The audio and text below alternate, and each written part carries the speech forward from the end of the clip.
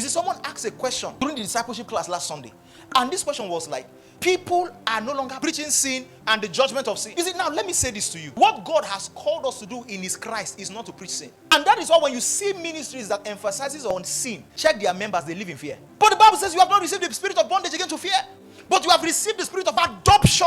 So you could see people say, don't do this, or if you do it, you will go to hell. Don't do it. So hell has become the reason why people abstain. And let me say this to you, salvation is not abstinence. Salvation is victory over sin. So the man who has not received Christ will see an opportunity to fornicate, and guess what? He will not even think whether it is bad.